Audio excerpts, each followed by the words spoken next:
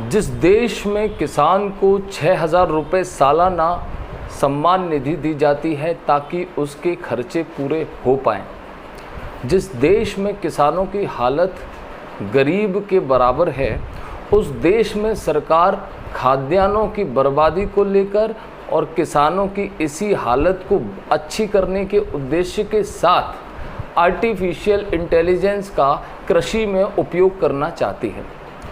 Artificial intelligence का कृषि में प्रयोग करने के लिए सरकार ने अंतर्राष्ट्रीय कंपनियों से भी अनुबंध किया है, जिसमें माइक्रोसॉफ्ट, अमेजन और सिस्को प्रमुख रूप से है, जबकि देशी कंपनियों में जियो, इनके अलावा बहुत सारी ऐसी छोटी कंपनियां हैं जो कृषि के क्षेत्र में काम करती थी। इसका मतलब आर्टिफिशियल इंटेलिजेंस का प्रयोग होना अब भारत में शुरू होने जा रहा है, लेकिन क्या ये एक सही कदम है वर्तमान स्थिति को देखते हुए, और क्या इसके फ़ायदे हैं और क्या इसके नुकसान हो सकते हैं, आज हम इस वीडियो के माध्यम से पूरा रियल न्यूज़ एनालिसिस करने वाले हैं।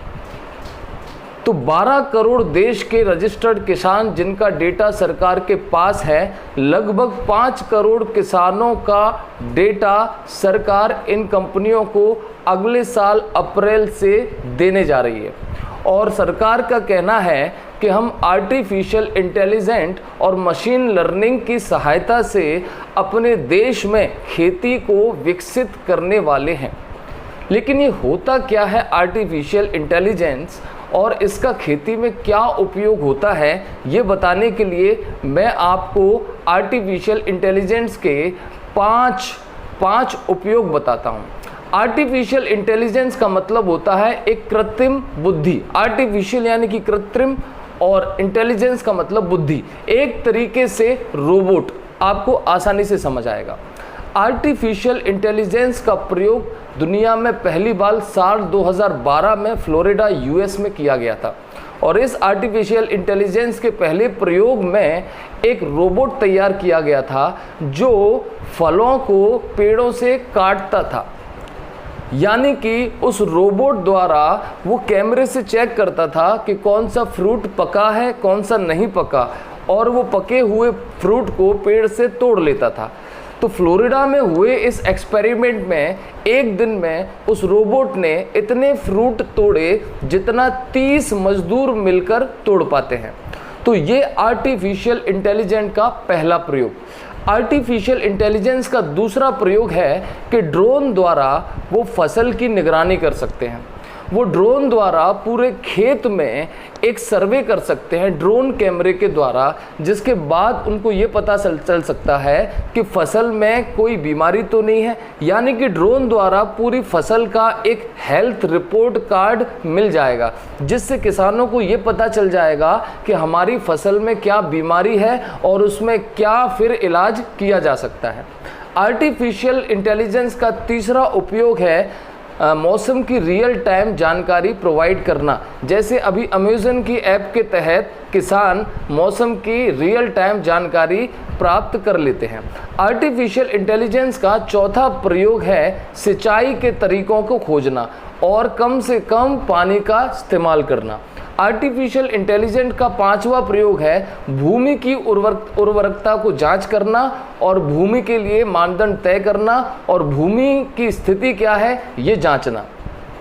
तो भारत जिस वर्तमान स्थिति में है, जहां पर किसान बुरी तरीके से आर्थिक हालातों के बीच जूझ रहा है, इसके अलावा देश में किसान आंदोलन चल रहे हैं, उस दौरान उस बीच भारत सरकार द्वारा आर्टिफिशियल इंटेलिजेंस को कृषि क्षेत्र में बढ़ाने के तौर पर एक प्रयोग के तौर पर देखा जा रहा है। और इस प्रयोग को 100 गांवों में, इस प्रयोग के तौर पर माइक्रोसॉफ्ट ने 100 गांवों को चिन्हित किया था और वहां पर आर्टिफिशियल इंटेलिजेंस के प्रयोग को करना सुनिश्चित किया था।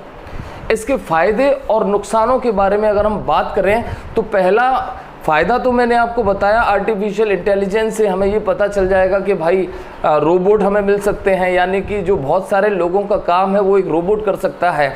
उसके अलावा हमें मौसम संबंधित जानकारी मिल जाएगी, हमें ये पता चल जाएगा हमारी फसल में खराबी क्या है, हमें ये पता चल जाएगा कि हमारी फसल में कमी क्यों है, यानी कि खाद्यान्न का उत्पादन कम क्यों हो रहा है।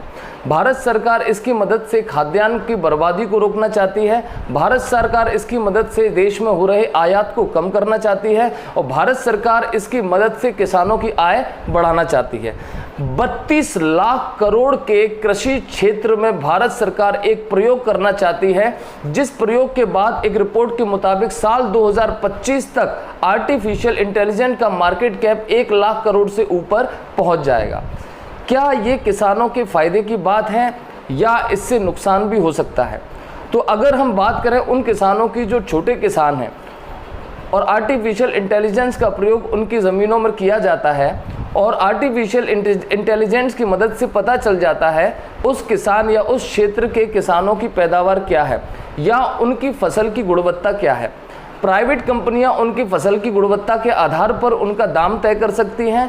हो सकता है प्राइवेट कंपनियां उनकी फसल की गुणवत्ता के आधार पर उनका दाम कम रखें और बाजार मूल्य उनका दाम ज़्यादा हो। ये एक किसानों के लिए एक घाटे का सौदा हो सकता है, लेकिन वर्तमान स्थिति को देखते हुए सरकार को किसानों के फायदे के लिए कुछ ना कुछ स्कीम तैयार करनी थी। लेकिन भारत जैसे देश में जो अभी विकासशील देश है, आर्टिफिशियल इंटेलिजेंस का विकास अभी एक सपना सा लगता है।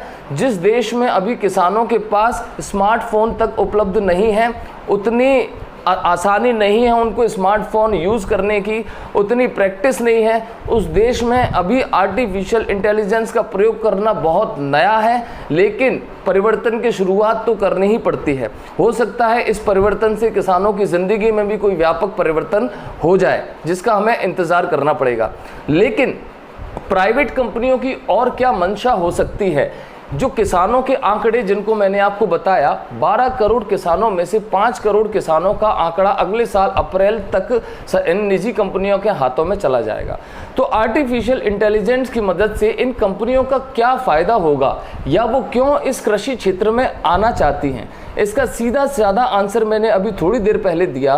चूंकि भारत का कृषि क्षेत्र 47 लाख करोड़ रुपए का एक व्यापक बाजार है और ये कंपनियां इतना बड़ा व्यापार बाजार पूरी दुनिया में तलाशने की कवायद में रहती हैं और उनको ये भारत का बाजार जो 37 लाख करोड़ का किसान कृषि क्षेत्र का बाजार है, उसमें से वो चाहते हैं कि उनका भी भला हो जाए।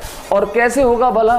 कंपनियां ऐप डेवलप करेंगी, कंपनियां किसानों को बताएंगी कि आप अपनी ज़मीन में कैसे खाद्यान्न ज़्यादा उत्पन्न कर सकते हैं, इसके लिए आपको क्या क्या इंस्ट्रूमेंट्स लगेंगे, इसके लिए आपको क्या क्या पेस्टिसाइड्स उपयोग करना पड़ेगा जो हमारे पास उपलब्ध है और हम आपको घर तक पहुंचा सकते हैं। सरकार की मदद से ये व्यापक तौर पर, सामूहिक तौर पर बड़े खेतों में बड़े किसानों के लिए उपयोग तो है ही, लेकिन वो छोटे किसान, जो मझले किसान, जो वाकई में भारत में अभी परेशानी या प्रताड़ना की हद झेल रहे हैं लॉकडाउन के बाद, उनके लिए परेशानी का सबब है। क्योंकि छोटी छोटी ज़मीनों में जहां पर उनका पेट नहीं भरता है, वो आर्टिफिशियल इंटेलिजेंस का प्रयोग कैसे करेंगे और किस तरीके से उनको फ़ायदा होगा, अभी इस पर प्रश्न चिन्ह है। जय Hind, thank you so much.